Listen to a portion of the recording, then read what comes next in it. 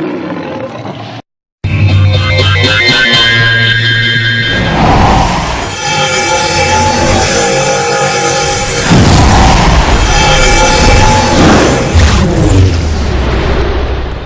gathering of the saints. All right, so we're going to get started in this class, and we're going to start out with today's topic. Topic of today's class is called the numbering. Okay, you could get in trouble for numbering. You can get in trouble for numbering Israel. Okay, we have a tendency to learn math, and we have a tendency to number things.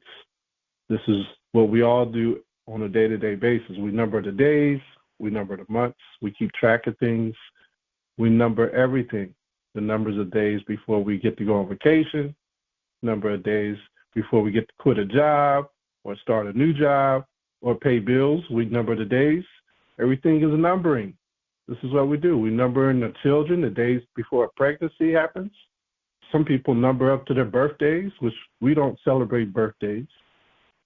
But the numbering is there. And the heathens have taken control of the numbering and influenced us to learn their ways of numbering. However, we have a more sophisticated way of numbering things according to the Most High.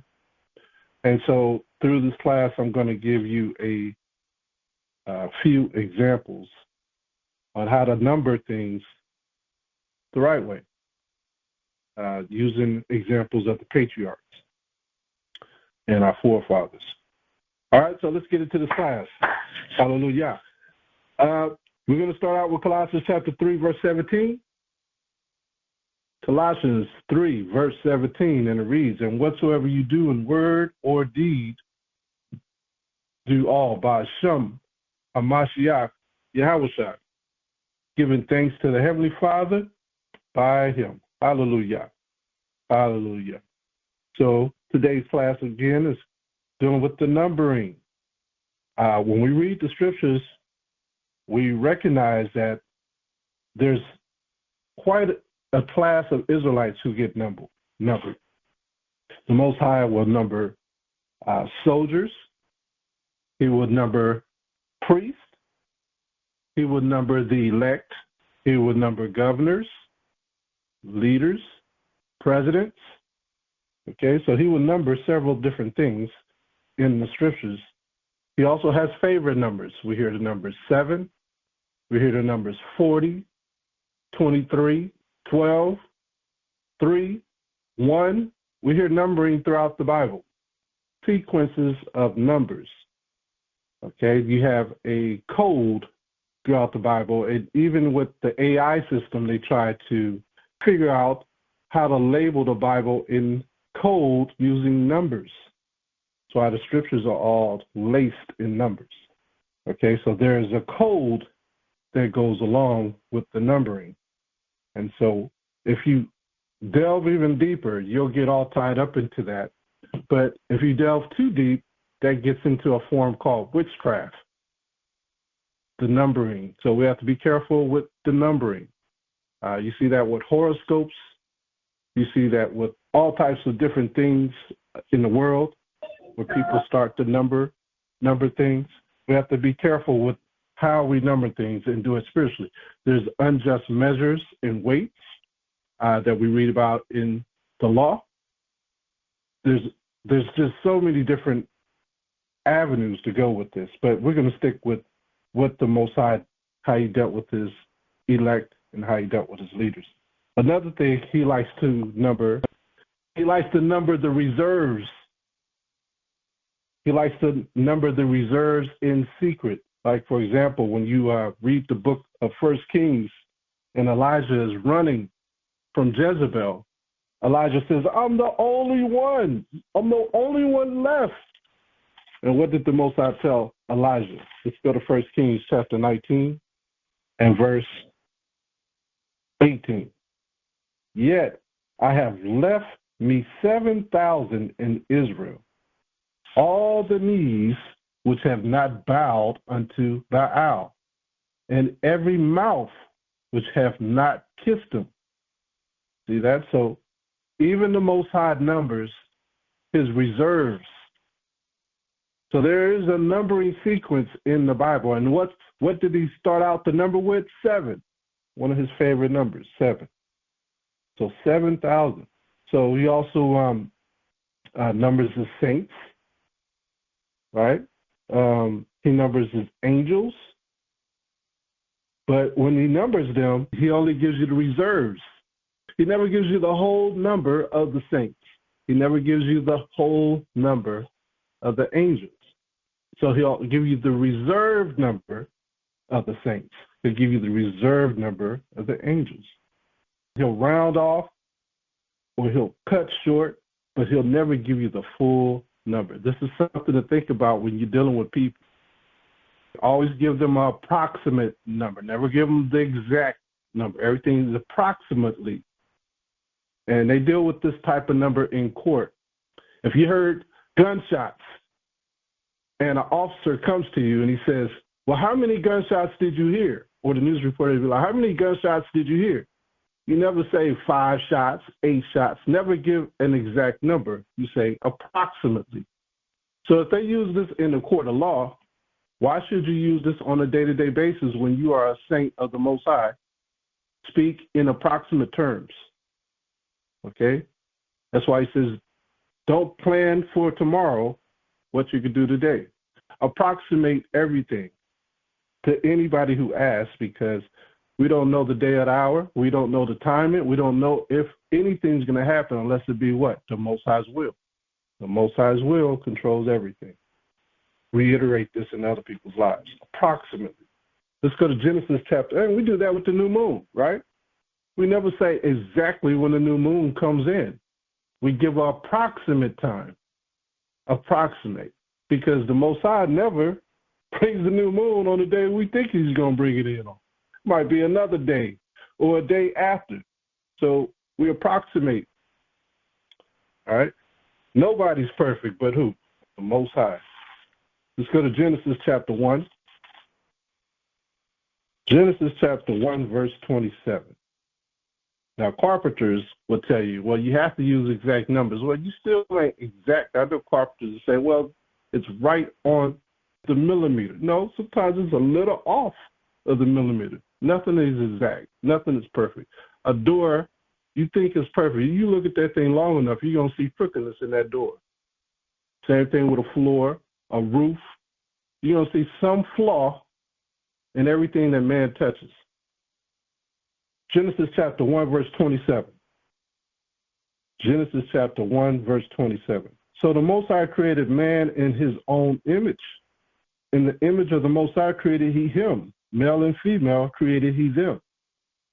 And the Most High blessed them. And the Most High said unto them, be fruitful and multiply and replenish the earth and subdue it and have dominion over the fish of the sea and over the fowl of the air and over every living thing that moveth upon the earth. Even when the Most High had creation, he didn't say he made one of anything, right? He did say 2. He said a man and then a woman, and then they multiply. If you go to Genesis chapter 5. But he didn't tell us how many animals he made. He didn't tell us how many people he made. The Most High said whales. He said living creatures. He said fishes. He said to multiply, right? He didn't put a number on that. He said to multiply. The only thing that he was sure about was counting the days. When he said first day, second day, third day, fourth day, fifth day, sixth day. On the 7th day, you should what? Rest. Those things he was sure about because he rested on the 7th day. Let's go to Genesis 5 and 1. Genesis 5 and 1. He reads, this is the book of the generations of Adam. In the day that the Most High created man, in the likeness of the Most High made he him. Male and female created he them, and blessed them, and called their name Adam, in the day when they were created. So he's going into the generations of mankind. So it's not starting and ending with one. It's starting and it's going to end with a multitude. Because we're supposed to be what? Multiplying. Let's go to Genesis 35. Genesis 35. Genesis 35 and verse 10. Genesis 35 and verse 10. And the Most High said unto him, Thy name is YAHAWAH. Thy name shall not be called any more Jacob, but Israel shall be thy name. And he called his name Israel, which is plural. Because Israel, from Israel came the Israelites, right? Singular to plural. Abraham became what? From Abram, the Yahweh went over this other day, to Abraham, meaning what? A father of nations. Multiplication. We started to multiply. Verse 11. And the Most High said unto him, I am the Most High Almighty. Be fruitful and multiply. A nation and a company of nations shall be of thee. We're going to multiply. And kings shall come out of thy loins. Kings, plural. So he still have not put a number on how many people would multiply into an n number. Let's go to Isaiah 45. Isaiah 45, verse 17. And it reads, But Israel shall be saved in the Most High with an everlasting salvation. Ye shall not be ashamed, nor confounded, world without end. So we are going to be multiplying until the what? To the end. And we're not going to be confounded. We're not going to be taken out.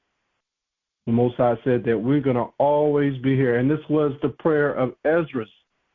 He says, why not give it our all to the end? Because we have multiplied children upon children upon children, and our seed will be here forever. Let's give it our all when we go to war.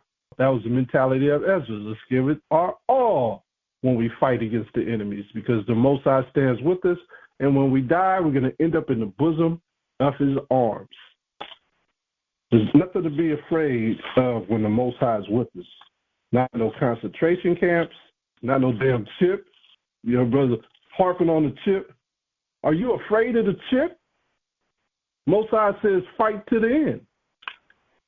Brothers worried about the concentration. So what? We're going to go into concentration camps and die. Just like Ezra said. We're going to fight to the end. Hosea chapter 1, verse 10.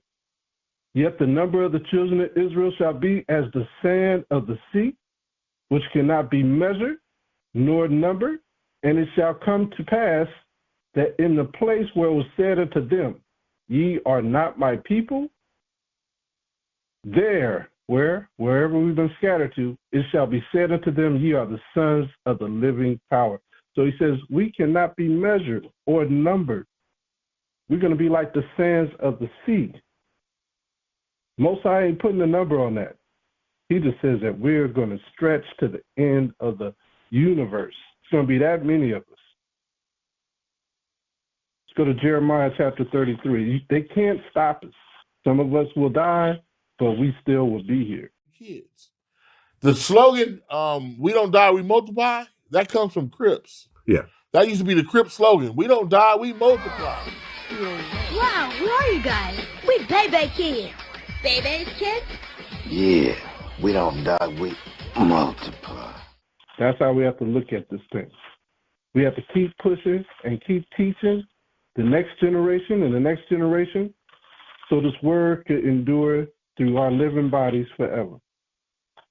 People don't like this type of teaching, but this is scriptural. This is how Samson lived. He took out the Philistines. He knew that seed was here. Israel was here. He did it for the nation of Israel. He did it for the Most High. He had to take out them Philistines. Jeremiah chapter 33, verse 22. Jeremiah 33, verse 22. As the host of heaven cannot be numbered, neither, I want y'all to see that again. As the host of heaven cannot be numbered. All right, and we're going to touch on that host of heaven in a minute. Neither the sand of the sea measured. so will I multiply the seed of David, my servant, and the Levites that minister unto me. He's going to multiply the seed of David, but did he say he's going to multiply the seed of Levi?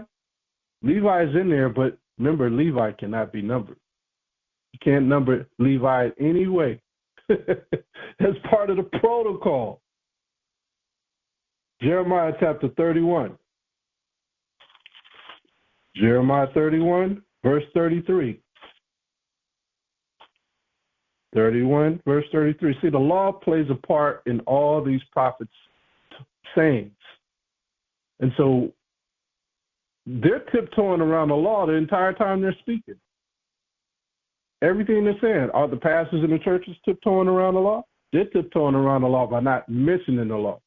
But the prophets spoke of the law within their dialogue, and they made sure not to offend the Most High by speaking about the law or saying something against the law. Jeremiah, the whole Bible is that way. The Most High speaks about the law through his prophets and the Hamashiach throughout the scriptures. The law is entangled. Jeremiah chapter 31, verse 33. Jeremiah chapter 31, verse 33. But this shall be the covenant that I will make with the house of Yasharallah. After these days, saith the Most High, I will put my law in their inward parts and write it in their hearts, and will be their power, and they shall be my people. And they shall teach no more every man his neighbor and every man his brother, saying, Know the Most High, for they shall all know me, from the least of them unto the greatest of them, saith the Most High. For I will forgive their iniquity, and I will remember their sin no more. And we're all doing this because we know that resurrection is coming. How about you die and you don't even know you're going anywhere? That's not with us. We're all vessels of the Most High. Everything that we have in this earth, we got from the Most High. I'm talking about children, children's children, nephews, and nieces. And we're going to leave that behind. We're going to fight the good fight to go into the hands of the Most High, to prepare, to come back. Because he said he's coming back with 10,000s of the saints, remember? If Yahawashi is coming back with 10,000s of the saints, that means we're coming back to fight again. We can't die. We multiply. Verse 34.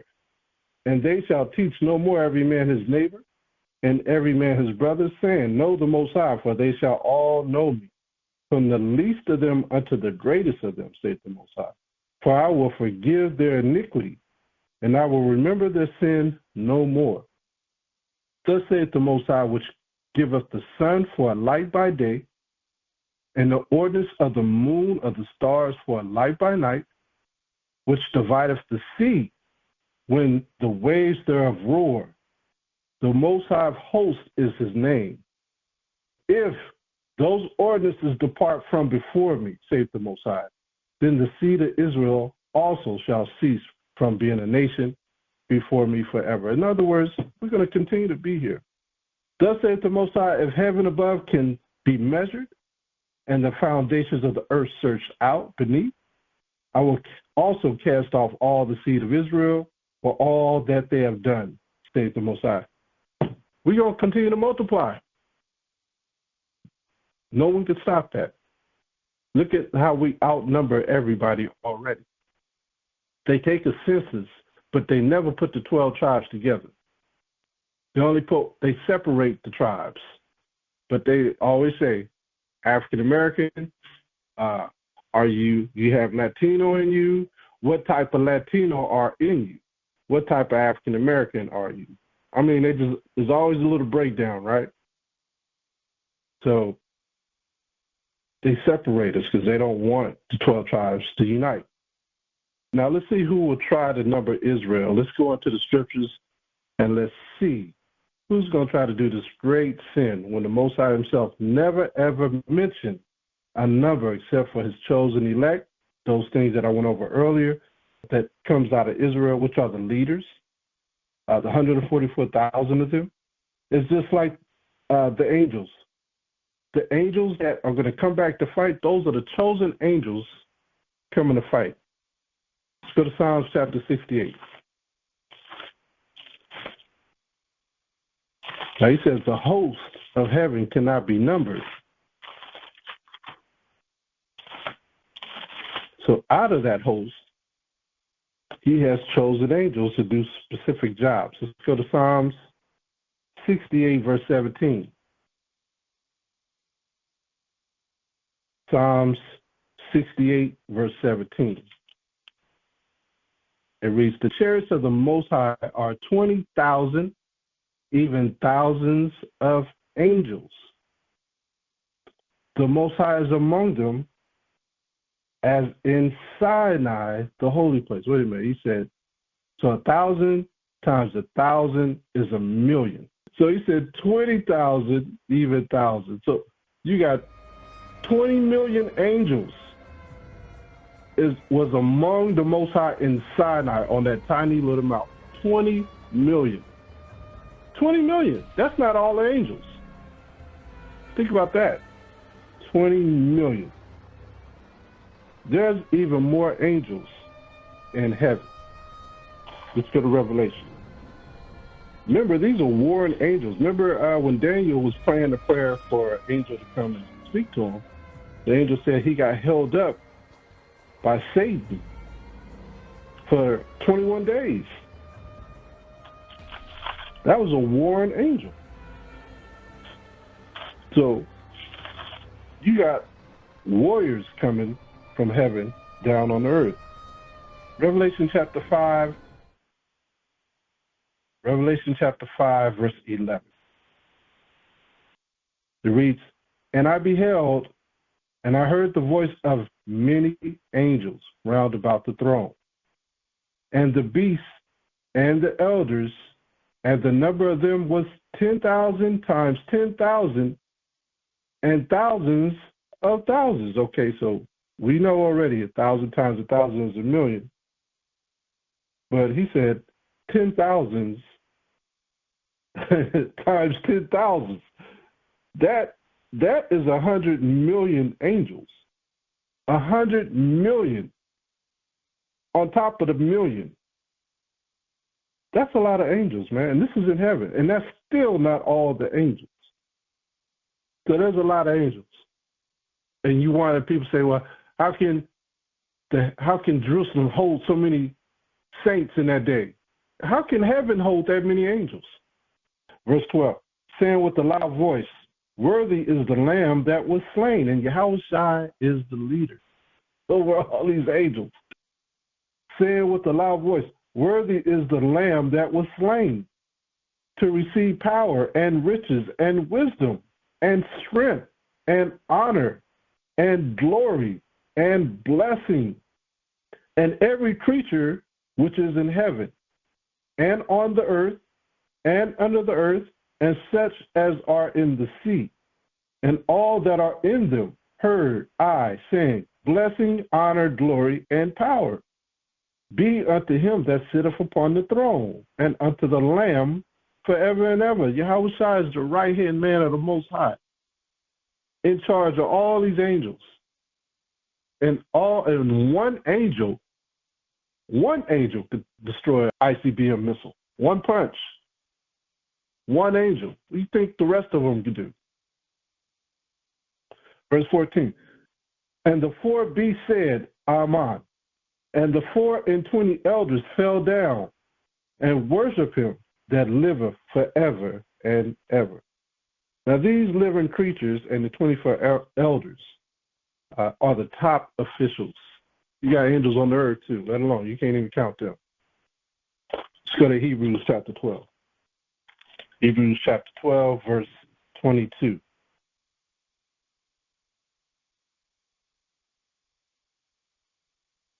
I'll start at verse 21.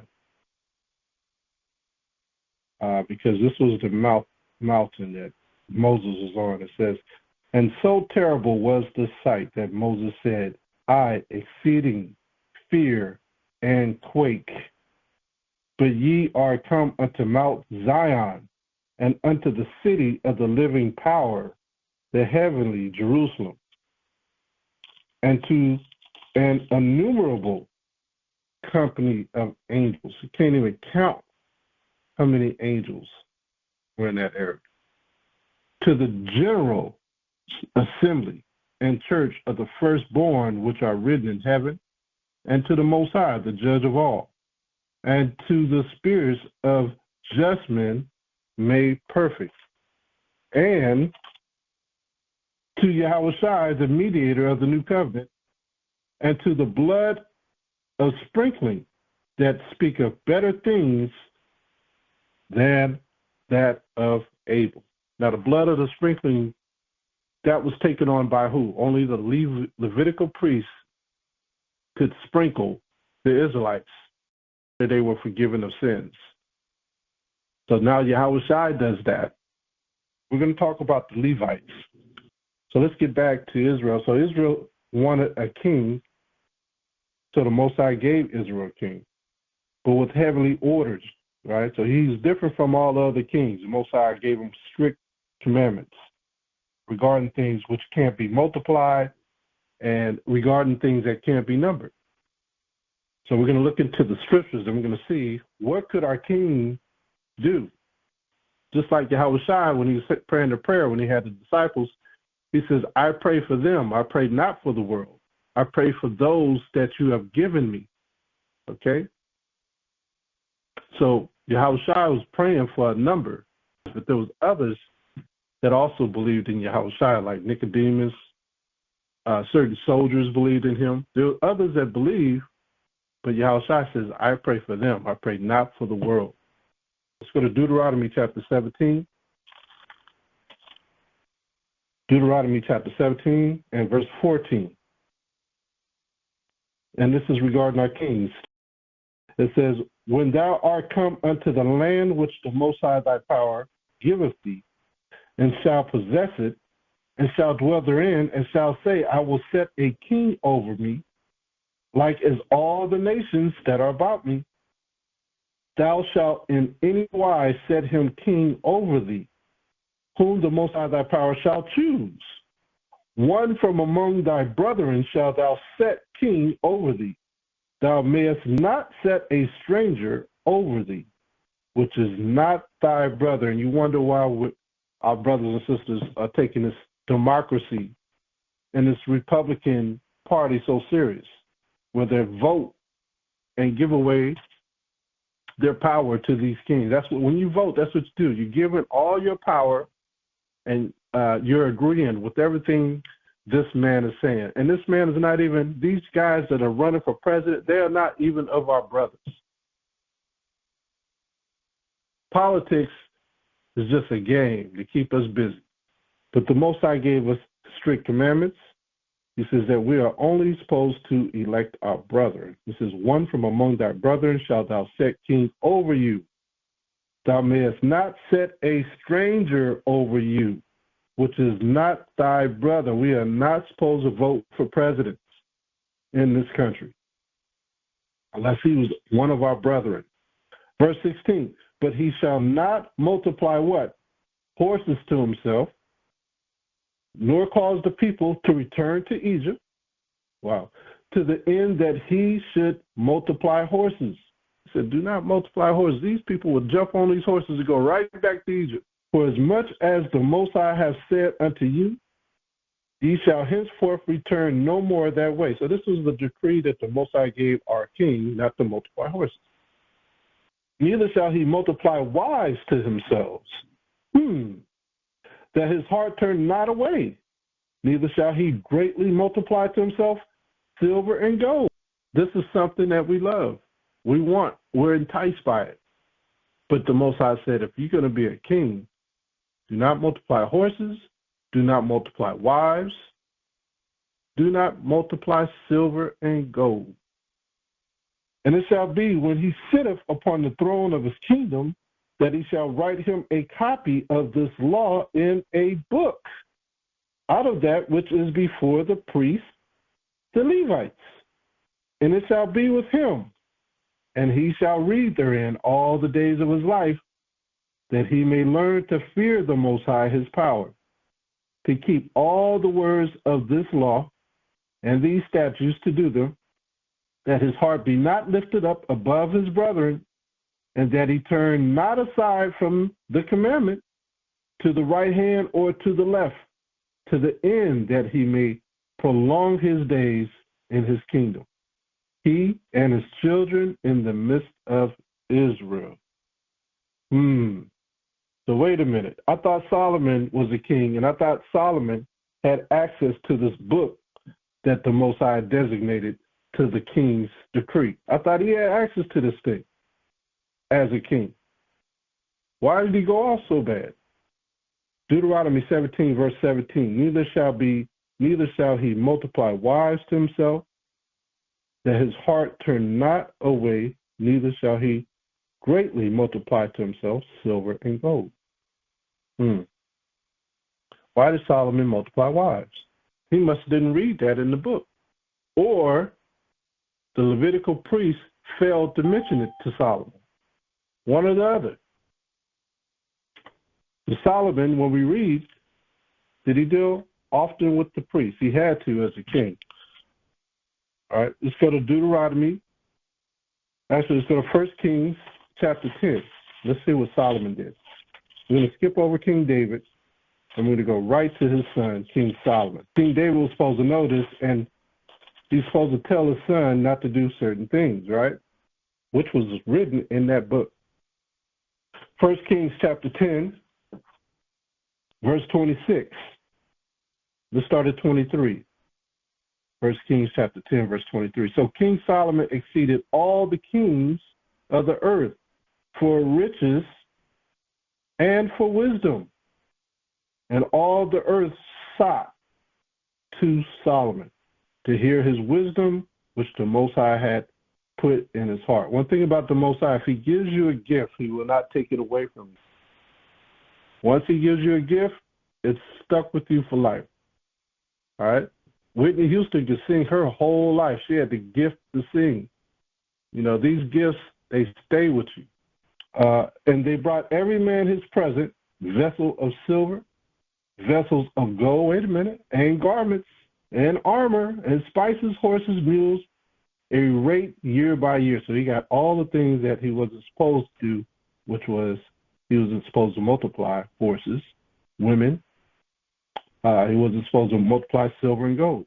Verse 26, and Solomon gathered together chariots and horsemen, and he had 1,400 chariots and 12,000 horsemen, whom he bestowed in the cities for chariots, and with the king at Jerusalem. And the king made silver to be in Jerusalem as stones, and cedars made he to be as the sycamore trees, that are in the vale for abundance. And Solomon had horses brought out of Egypt. Wait a minute, Most High just said don't multiply horses, especially from Egypt. And linen yarn, the king's merchants received the linen yarn at a price. And a chariot came up and went out of Egypt. You know, Egypt had the best silk in the world. They had the best yarn in the world, Egypt. So they had that fine linen that flowed like the Nile.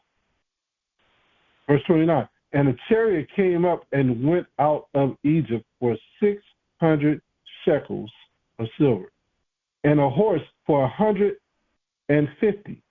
And so for all the kings of the Hittites and for the kings of Syria did they bring them out by their means.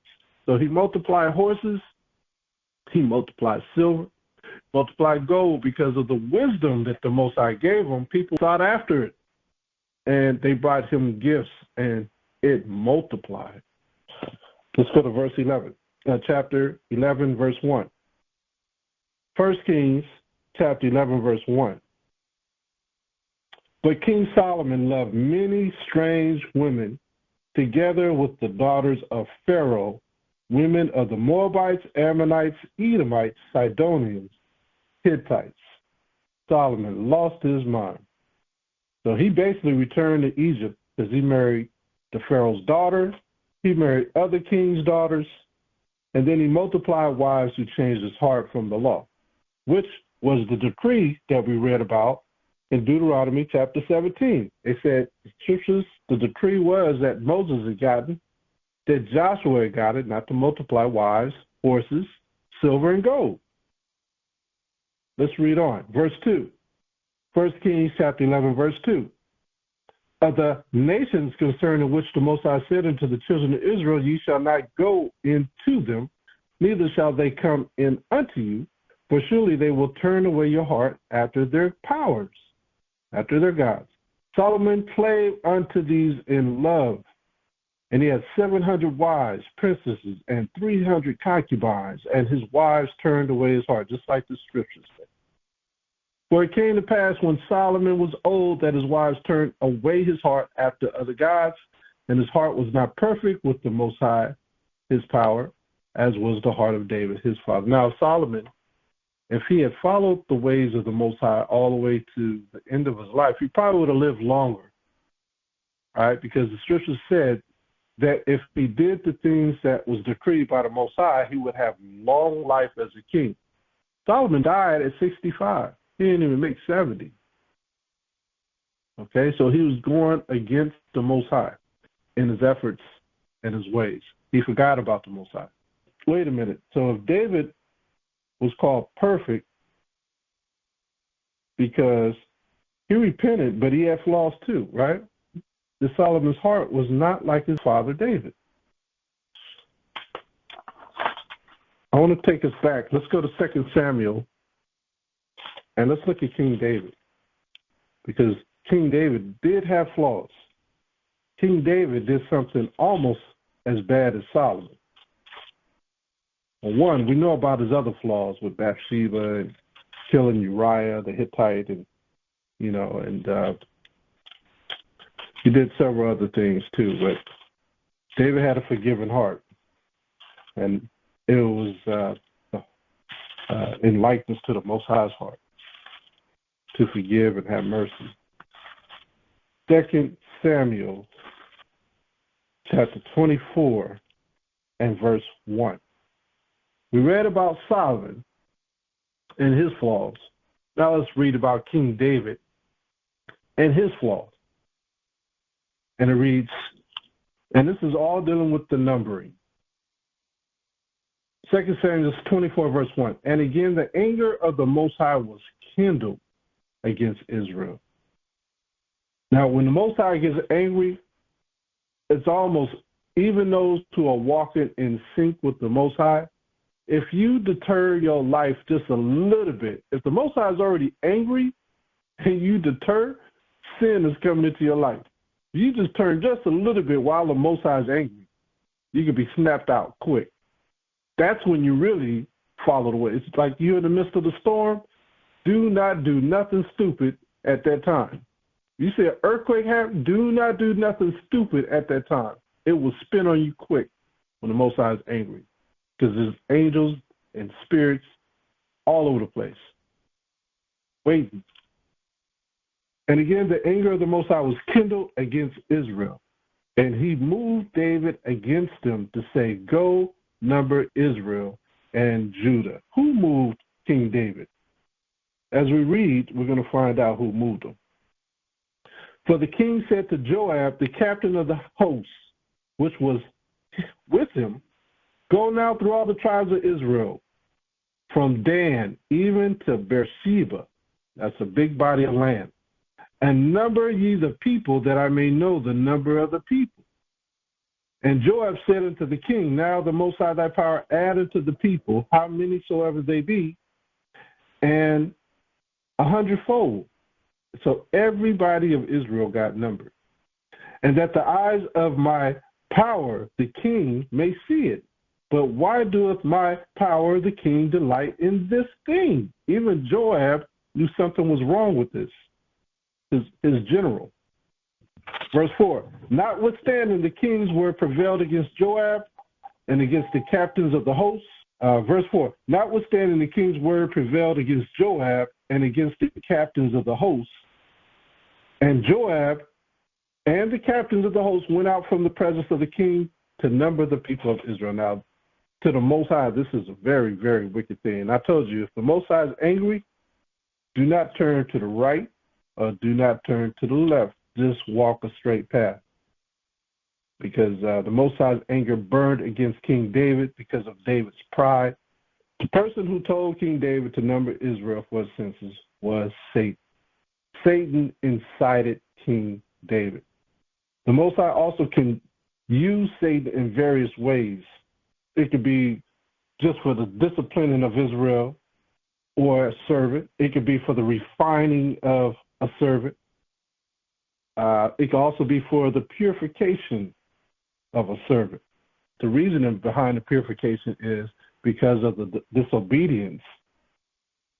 He'll cause you to sin so you can recognize your sin and change. For example, if you go to the New Testament, this normally happens to those who are walking in the truth. You'll be walking in the truth, you'll be doing things right, but then, like I said, the anger of the Most High come down, or through your imagination, you might come up with an idea to do something that goes against the Most High. The Most High already knows what you're up to. Luke chapter 22. Luke chapter 22, verse 31. Okay? You know the Most High, he knows every secret thing about you, even your imaginations. Luke 22, verse 31. And the Most High said, Simon, this is Simon Peter, Simon, behold, Satan hath desired to have you, that he may sift you as wheat. But I have prayed for you, that thy faith fail not. See that? And when thou art converted, strengthen thy brother, because you could fall by the wayside being in the truth. You have to convert yourself over and over again, like put yourself back on the path, because your faith get weak all throughout. That's why we have these classes, because I know my faith even get weak. These classes strengthen me.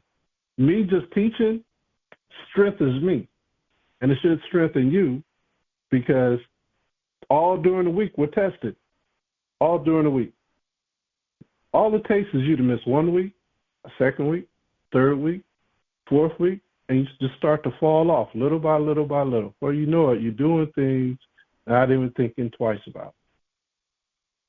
Before you know it, it's a year, another year, and you're just gone.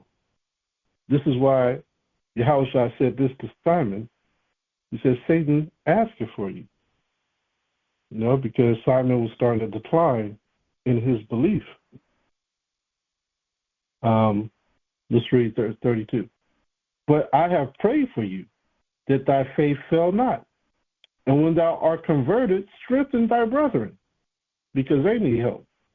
And he said unto him, Hamashayach, I am ready to go with thee, both into prison and to death. That's why I said all of this stuff.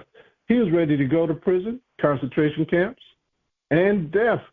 If the chip came out and they offered, okay, guillotine or chip, take the guillotine. Take the guillotine. Don't be afraid of it. It's going to be over quick. I'd rather the guillotine than the chip anyway.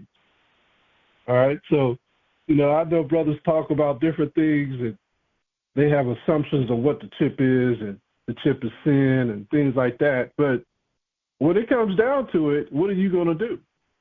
This is that every man cannot buy or sell unless he has the mark in his hand. What are you going to do? If there's an option, guillotine or chip, take the guillotine. Just saying. Don't be afraid of nothing if you're walking right. The cock's done crowed, Hazel. He started fighting again. We's ready. Come on, boys. This is the day they say they'll get us. Let's fight until the last man goes. What do you say? And he said, I tell thee, Peter, the cock shall not crow this day before that thou shalt thrice deny that thou knowest me. See that? So he was still wavering at that time. He already knew. See, the Most High already knows your judgment. He already knows when you're walking in his truth, he already knows your judgment. You're going to be tested. Just like King David, through his imagination, he was tested, but the Most High still loved King David. There's a judgment that came with King David numbering Israel. let's go to, 'cause what I'm trying to do, I'm trying to convey this meaning with the scriptures of the sin of David, and I'm trying to reveal it through the Most High's precepts. And so that's why I went to Luke. I'm going to go to 1 Corinthians now. Let's go to 1 Corinthians. I want to show you the things that King David dealt with that we even have to deal with. All because King David was trying to number Israel. That was his sin. He was trying to get taxes. That's what that was about, taxes. 1 Corinthians chapter 5, verse 1. 1 Corinthians chapter 5, verse 1. It is reported commonly that there is fornication among you. And such fornication, remember, fornication is not just sex. Fornication is lust of everything that you have problems with. It's the imaginations of your mind, following other gods, doing things that is contrary to the Most High is a form of fornication. All right? It says fornication as is not so much as named amongst the Gentiles, that one should have his father's wife. Now, I went through a class last week regarding the temples that Paul had to go up into the European countries to wake up the 12 tribes or the 10 tribes that were scattered abroad, which were the Gentiles. They were having all types of sexual behaviors, and these behaviors came from the temple, the things that they would do in the temple. So here is one example right here where it talks about the Gentiles, and one young man wanted his father's wife. See how off they were going? Verse 2, and ye are puffed up, and have not rather mourned that he that hath done this deed might be taken away from among you. For I verily, as absent in body, but present in spirit, have judged already. The Most High has already judged, as though I were present, concerning him that hath so done this deed. In the name of our power, YAHAWAH Hamashayach, when ye are gathered together, and my spirit with the power of our power, Hamashayach Yahawashi, to deliver such a one unto Satan for the destruction of the flesh, that the spirit may be saved in the day of Hamashayach Yahawashi. See that? So there, the Most High already know your judgment. He already know your thoughts. He already know your imaginations of your mind. He already knows your lust. He already knows if you committed adultery, fornication, covetousness. He already knows if you even dabbled with homosexuality. He already knows your thoughts. He already knows it. You can't get away with it. And you're judged already. It's up to you to make the difference. You. Think about that. Let's go to 2 Corinthians chapter 12. Remember, he said actions are weighed. Actions are weighed. That's why the disciple says, well, who can be saved? You got to constrain yourself in all avenues and walks of life. It's tough. 2 Corinthians chapter 12. 2 Corinthians chapter 12, verse 7. 2 Corinthians chapter 12, verse 7. And least I should be exalted above measure through the abundance of the revelations. You knew all revelations. There was given to me a thorn in the flesh, the messenger of Satan to buffet me, lest I should be exalted above measure. See, the Most High has to humble you. He raises Satan up to humble you so you can be purified and changed. All right? That's the whole point of him refining you so you can change. He's disciplining you so you can change. All right? So this is why David went through that whole motion. Let's go to 1 Chronicles chapter 21. More on King David about numbering the children of Israel. 1 Chronicles 21, verse 1. Now it's going to be more specific than 2 Samuel chapter 24. So when the Most High gets angry, when he gets angry at you, Who comes down to deal with you? Satan. And this is what happened with King David. And it says, and Satan stood up against Israel. He takes advantage of when the Most High get mad at you. He just shows up on the scene just like that. And provoked David to number Israel. And David said to Joab and to the rulers of the people, go, number Israel from Beersheba even to Dan, and bring the number of them to me, and that I may know it. And Joab answered, the Most High make his people 100 times so many more as they be. But my power, the king, are they not all my power servants? Why then doth my power require this thing? Why will he be a cause of trespass to Israel? Because they knew the law. And they were wondering why the king didn't. Nevertheless, the king's word prevailed against Joab. Wherefore, Joab departed and went throughout all Israel and came to Jerusalem. And Joab gave the sum of the number of the people unto David, and all they of Israel were 1,000 and 100,000 men that drew sword. That's a lot of people, man. That's a lot of people. 1,000. And Judah was 403 score. That's 24,000 and 10,000 men that drew sword. Wow. But Levi and Benjamin counted he not among them. For the king's word was abominable to Joab. So Joab knew not to count what? The tribe of Levi and the tribe of Benjamin. Why didn't he count the tribe of Benjamin? That's another class. And the Most High was displeased with this thing. Therefore, he smite Israel. Now, why did he not count Levi? Okay, we're going to touch on that in a second. Matter of fact, let's go to it now. Let's go to Numbers chapter 1. Numbers chapter 1. So all y'all know, King David wanted them counted. Okay, this is why King David sinned so badly. He said, count all Israel. But Joab saw the king's voice as abominable, so he was smart. He was wise, right? Numbers chapter 1, verse 49. Let's start at 47. This is why it's good to have brothers in the truth around you when it comes to making decisions. Joab was trying to help the king, but the Most High already saw his thoughts. Numbers chapter 1, verse 47. But the Levites, after the tribe of their fathers, were not numbered among them. Numbered among who? The children of Israel.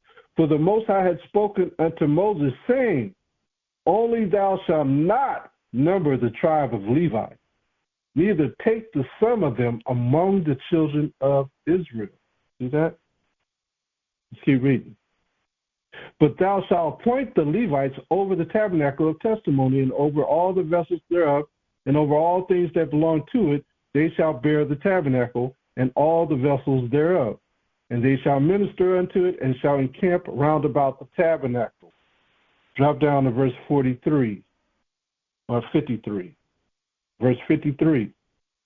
But the Levites shall pitch round about the tabernacle of testimony, that there be no wrath upon the congregation of the children of Israel. King David included them. This is why the wrath of the Most High came upon King David and all the house of Israel.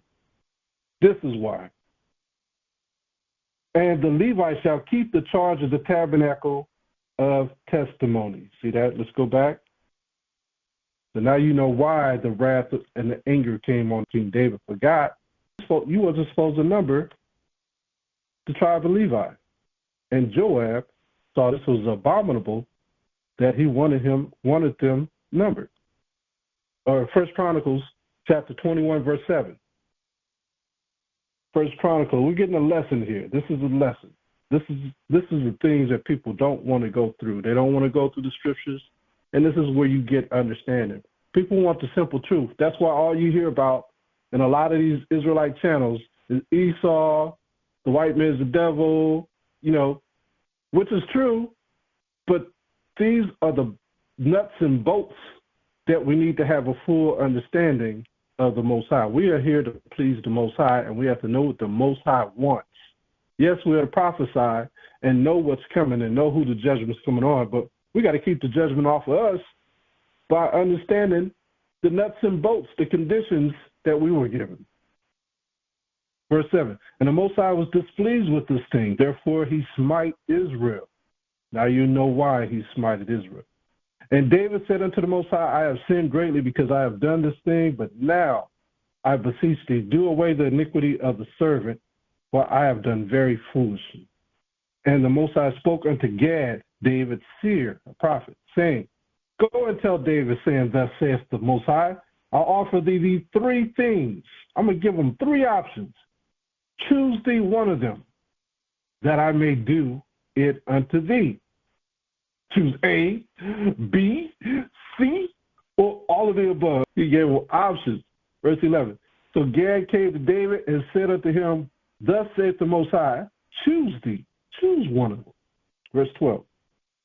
Either 3 years famine, that's one, or 3 months to be destroyed before thy foes. These two options are hard.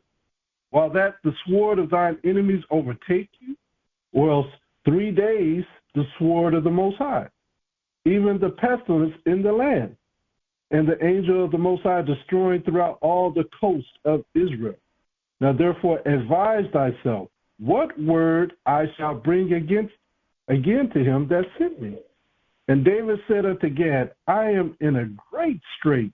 Let me fall now into the hand of the Most High, for very great are his mercies. But let me not fall into the hand of man. So he chose not number 2. This is what he chose. He chose C. So the Most High sent pestilence upon Israel, and there fell of Israel 70,000 men. So the Most High gave a number of those who were slain. Notice that. He always takes a number. And what number did he start off with? 7. So 70,000 men died. Verse 15. And the Most High sent an angel unto Jerusalem to destroy it. And as he was destroying, the Most High beheld, and he repented him of the evil, and said to the angel that destroyed, it is enough, stay now thine hand. And the angel of the Most High stood by the threshing floor of Ornan, the Jebusite. Now I wonder which 70,000 men he destroyed. They had to be men that didn't have faith. They weren't the righteous. All right? This is part of the 2/3, the 70 that died. They had to be. Because Joab didn't die. He remembered the law. He was part of that army, and he remained. So you have to look at that. You have to look at how men that followed the ordinances of the Most High remained. Let's read to 18, 16 to 18. And David lifted up his eyes and saw the angel of the Most High stand between the earth and the heaven. The Most High will allow you to see an angel. David saw this angel, having a drawn sword in his hand, stretched out over Jerusalem. And David and the elders of Israel, who were clothed in sackcloth, fell upon their faces. And David said unto the Most High, is it not I that commanded the people to be numbered? Even I it is that have sinned and done evil indeed. But as for these sheep, what have they done? Let thine hand, I pray thee, O power of my power, be on me and on my father's house, but not on thy people, that they should be plagued. Then the angel of the Most High commanded Gad to say to David, he said the same thing Simon said, just take me out. Don't harm them, just kill me. I sinned. All right? Then the angel of the Most High commanded Gad to say to David, that David should go up and set up an altar unto the Most High in the threshing floor of Ornan, the Jebusite. So this is the story of King David numbering the people. Let's jump over to verse 27. We'll end with this chapter. Verse 27. And the Most High commanded the angel, and he put up his sword again into the sheath thereof. At that time, when David saw that the Most High answered him in the threshing floor of Ornan, the Jebusite, then he sacrificed there. For the tabernacle of the Most High, which Moses made in the wilderness, and the altar of the burnt offerings were at the season in the high place at Gibeon. So who did the sacrifice? It was the high priest. It was the priest. He did it for the whole nation of Israel. Not King David. He didn't do the sacrifice. So the Levites were separate because they maintained the altar. They maintained the tabernacle. They could not be numbered, but guess what? The priests could number Israel. That was the difference between the Levite tribe and all other tribes. Let's go to Psalms chapter 18. Why could they number Israel? Because that was a decree given by the Most High. They are supposed to take the number of the children of Israel. We'll read that in a minute. Psalms chapter 18, verse 30. Psalms chapter 18, verse 30. And it reads, as for the Most High, his way is perfect. The word of the Most High is tried.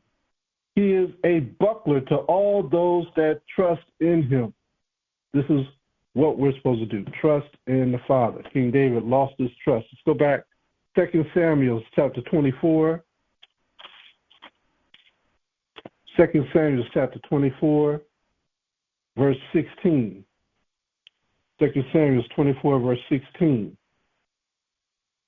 And it reads, and when the angel stretched out his hand upon Jerusalem to destroy it, the Most High repented him of the evil and said to the angel that destroyeth the people, it is enough.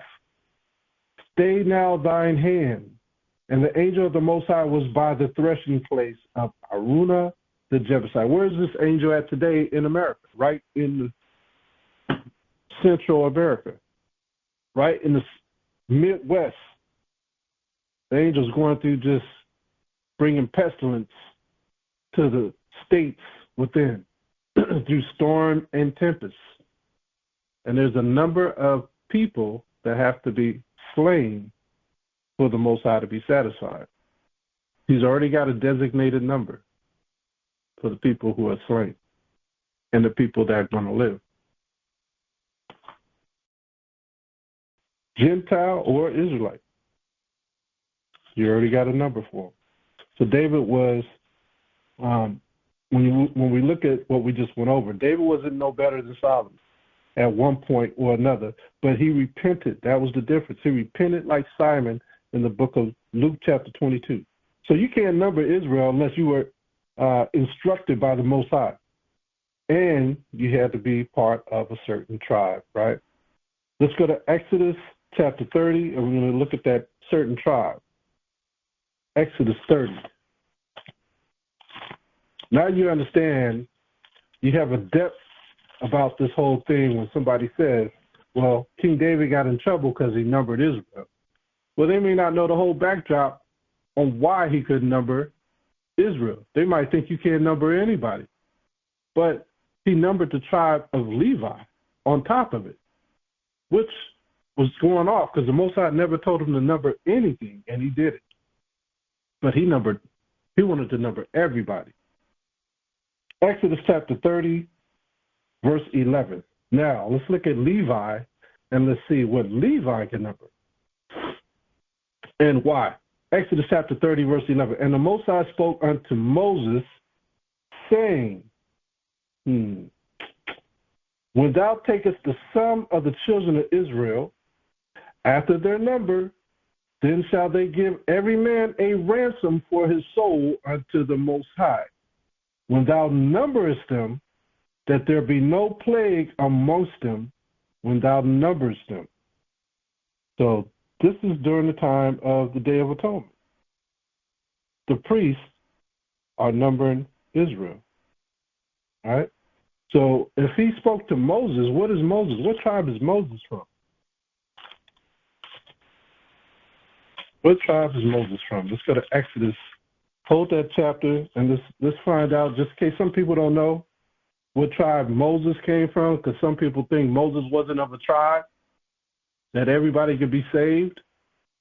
But the Most High gave these commandments to Israel, and Moses was part of a tribe. Most High just wasn't going to pick a random man from Egypt to give commandments to the children of Israel. Some people be like, well, the Pharaoh gave the commandments to the Israelites. No, Moses had to be a part of this family. So when we read Exodus chapter 2, we have to go here just for clarity. Exodus chapter 2, verse 1, and there went a man of the house of Levi and took to wife a daughter of Levi. This is Moses' father and mother. They were from the tribes of Levi. And the woman conceived and bare a son, and when she saw him that he was a goodly child, she hid him 3 months. Let's drop down to verse 10 for the sake of time. Verse 10. And the child grew, and she brought him unto Pharaoh's daughter, and he became her son. And she called his name Moses. And she said, because I drew him out of the water. So Moses got his name from being drawn out of the water. So Moses was a Levite, raised in Pharaoh's house. Let's go back to Exodus chapter 30. So now we know that Moses, too, was part of the Levitical tribe. Verse 13. This is Exodus chapter 30, verse 13. This they shall give every one that passes among them that are numbered, half a shekel after the shekel of the sanctuary. A shekel is 20 gerahs, and a half shekel shall be the offering of the Most High. So we did use money as offering. All right? Verse 14, everyone that passes among them that are numbered from 20 years old and above shall give an offering unto the Most High. See that? So if you were over 20, you had to go yourself. Your parent couldn't go for you. You had to do it. But if you were under the age of 20, the father of the children under 20 would go for the whole family. As soon as that person turned 20, they had to report to the house of the Most High. Verse 15, the rich shall not give more, and the poor shall not give less than a half a shekel when they give an offering to the Most High to make an atonement for your souls. And thou shalt take the atonement money of the children of Israel, and shalt appoint it for the service at the tabernacle of the congregation, that it may be a memorial unto the children of Israel before the Most High to make an atonement for your souls. So now you see who was numbered in Israel. It was the Levitical priests for the repentance of sins. So who does that now? Yahawashi.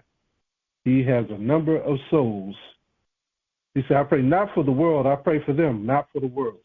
So all those who have uprighteous souls, Yahawashi knows the number to give to the Father. So we read those two stories, and we read about the nucleus of the matter regarding the number of why King David had to try to number them and who can number the children of Israel. But now we're going to go into those that the Most High is going to save in the end. Is he numbering the children of Israel now? And the answer is yes, he is numbering the children of Israel now. But he is not going to tell us how many children of Israel are numbered. He says that the number of the children of Israel that are saved are a multitude. But he does make a difference when it comes to his elect. This is how the Most High is numbering the children of Israel right now as we speak. Ezekiel chapter 9, verse 3.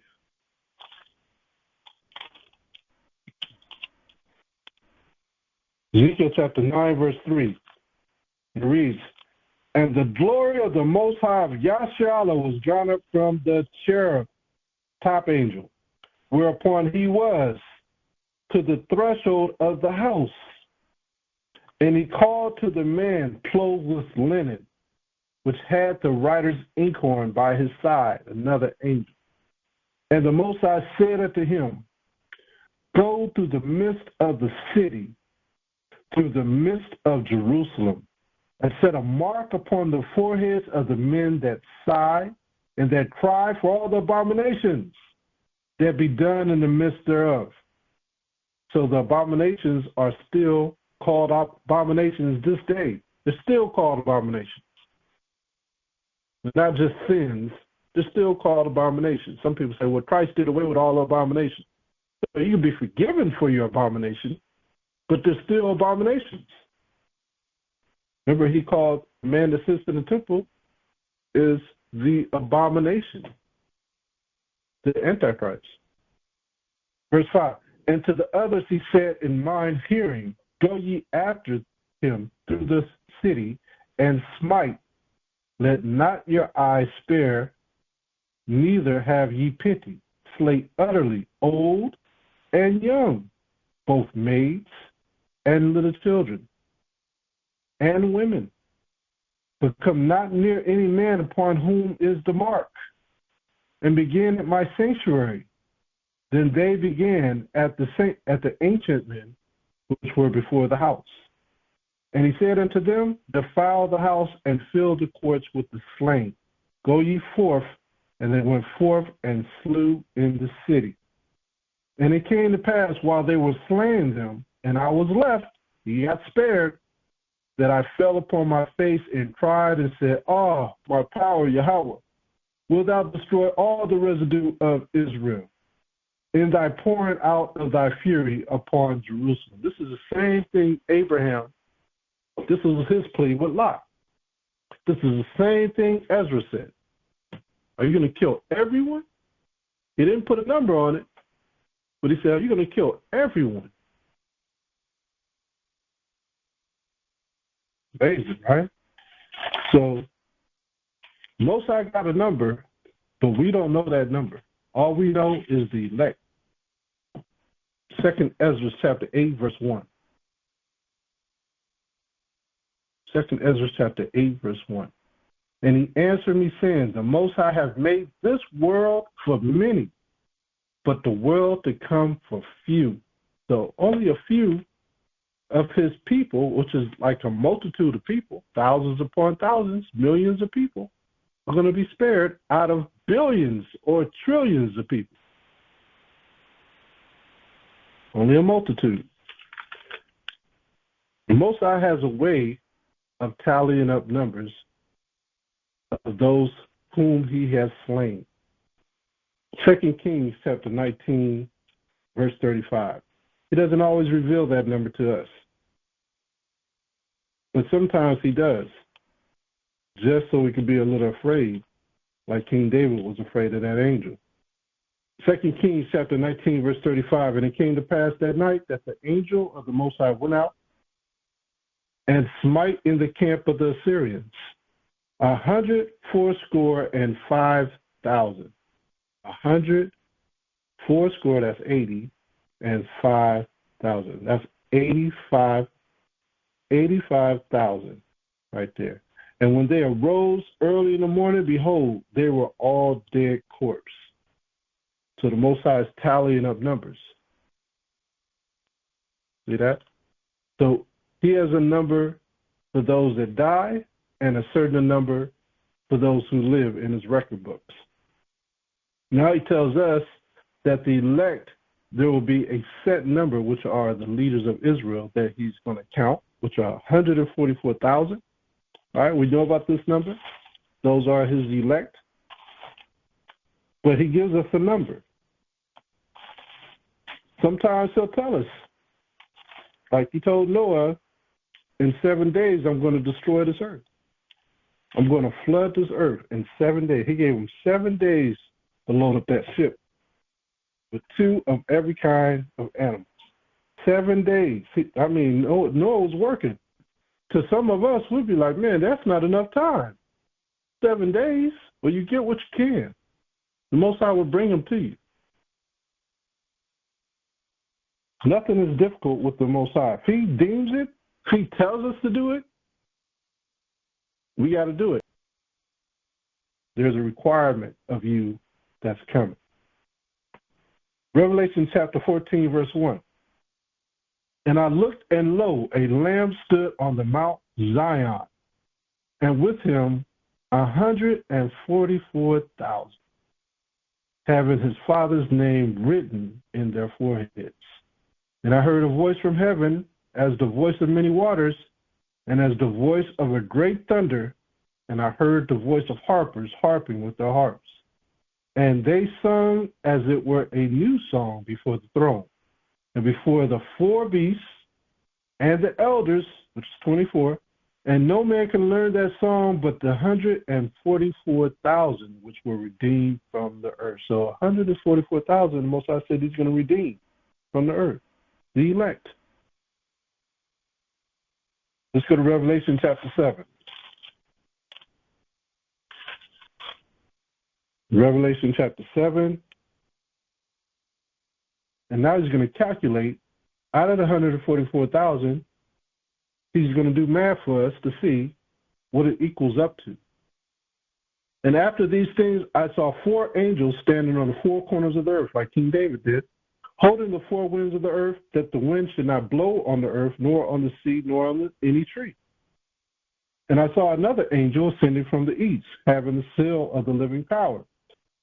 And he cried with a loud voice to the four angels to whom it was given to hurt the earth and the sea, saying, hurt not the earth, neither the sea nor the trees, till we have sealed the servants of our power in their foreheads, like in Ezekiel 9:4. And I heard the number of them which were sealed, and there were sealed 144,000 of all the tribes of the children of Israel.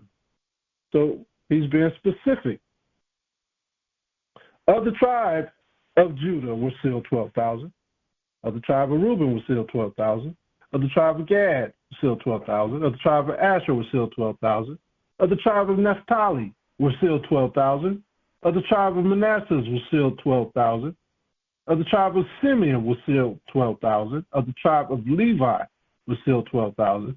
Of the tribe of Yashakar was sealed 12,000. Of the tribe of Zebulun was sealed 12,000. Of the tribe of Joseph was sealed 12,000. And of the tribe of Benjamin was sealed 12,000. After this I beheld, and lo, a great multitude which no man could number, of all nations and kindreds and people and tongues, stood before the throne and before the Lamb, clothed with white robes and palms in their hand. Who are these? These are the Israelites who are scattered to the four corners of the earth. And cried with a loud voice, saying, salvation to our power, which sitteth upon the throne, and unto the Lamb. And all the angels stood round about the throne and about the elders and the four beasts, and fell before the throne of their faces, and worshipped the Most High, saying, Amen. Blessing and glory and wisdom and thanksgiving and honor and power and might be unto our power forever and ever. Amen. And one of the elders answered and saying unto me, what are these which are arrayed in white robes, and whence came they? That's the same thing we read about in 2 Ezra, chapter 2. They stood so stiffly for the Most High. So there's a difference here between these standing in white robes versus what we read in verse 9, those who came out of all nations, kindreds, and people and tongues. The cock's done crowed, Hazel. He started fighting again. We's ready. Come on, boys.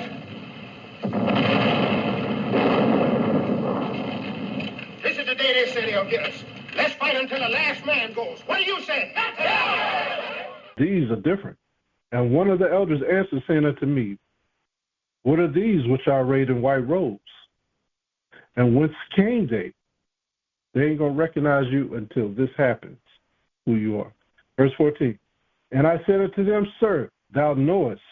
And he said to me, these are they which came out of great tribulation, and have washed their robes, and made them white in the blood of the Lamb. You got to be like Simon. I'll go to prison for you, Father. I'll go to the death for you, Father. That's who these are.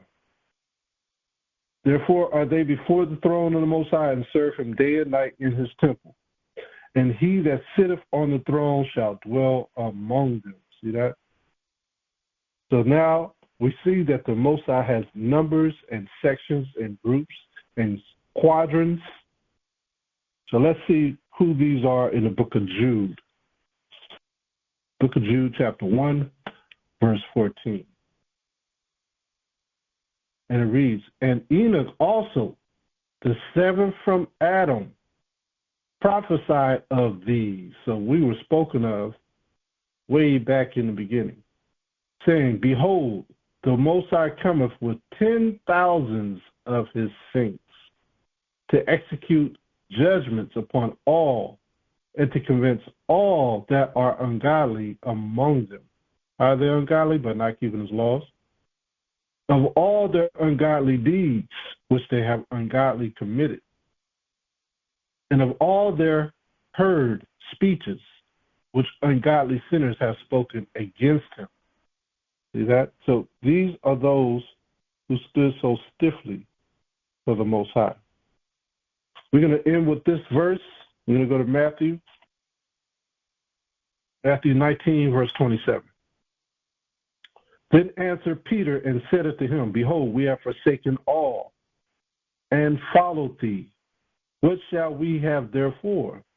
Imagine us not being able to see what we're going to get.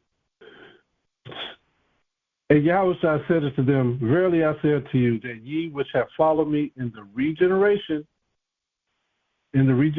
being converted and resurrected, when the Son of Man shall sit in the throne of his glory, ye also shall sit upon 12 thrones, judging the 12 tribes of Israel. This is what they're going to do. That last part, those who stood so stiffly for the Most High. Judging the 12 tribes of Israel. That's what the book of Jude was speaking of. Okay, Jude. Let's go back to Jude, because I didn't finish it. But look at what these saints are going to execute judgment on. Look at verse 16, Jude 1 and 16. Judging the 12 tribes of Israel, it says, These are murmurers, complainers, walking after their own lusts. In their mouth speak of great swelling words, having men's persons in admiration because of advantage. How people get from one position to the next. But, beloved, remember ye the words which were spoken before of the apostles of our Hamashayach Yahawashi. We're going to judge all these murmurers and complainers and liars and lawbreakers and haters of the Most High. This is what the disciples are going to do. They're going to judge the 12 tribes of Israel. Let's go back to Matthew chapter 19, verse 29. And everyone that hath forsaken houses, or brethren, or sisters, or fathers, or mothers, or wife, or children, or lands for my name's sake, shall receive 100-fold, and shall inherit everlasting life. But many that are first shall be last, and the last shall be first. We're in last place right now, the Negroes and the Latinos and Native Americans. We're in last place. Everything that happens in this world, we either get accused of or we get the hand-me-downs. We're in last place of everything. So we're going to be the last, and we're going to be the first to come out of this tribulation. First. All right? So the numbering, going back to the numbering, the Most High does the numbering. He does all the numbering. All right? So I'm going to end this class with that. All praise to the Most High, BaHasham Hamashayach Yahawashi. Stand by for 1 second. This is the word of the Lord of hosts. I took you from the pastures and from following the sheep to be prince over my people Israel. I have been with you wherever you have gone and have destroyed all the enemies in your path. I will make you a great name among the great ones of the earth. I will assign a place for my people in Israel. There I will plant them, and they shall dwell in their own land.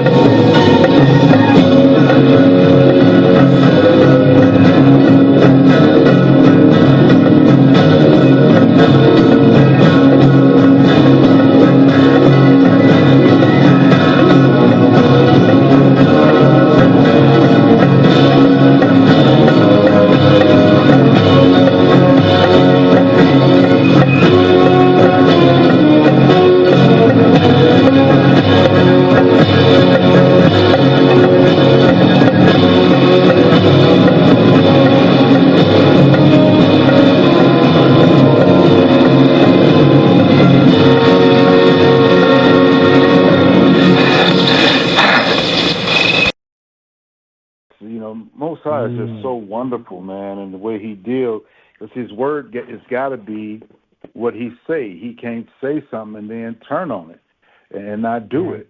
That so he had to do it. So good, but that mercy and that grace today. Okay, well, choose 1 to 3, and even as he was doing the one he chose, he Most High was doing what he said, but then he held back from doing additional, and had mercy, and that's just, he's just so awesome, man. We got an awesome power, especially when compared. Oh, isn't that the truth? And these fake ones and the ones that people just don't see that they're led by the adversary and led by Satan, the devil, and he's over all of the other nations and their things. They don't even measure up to nothing when we look at our power, the Elohim or the Yahawah of Israel. I mean, that's just a beautiful thing.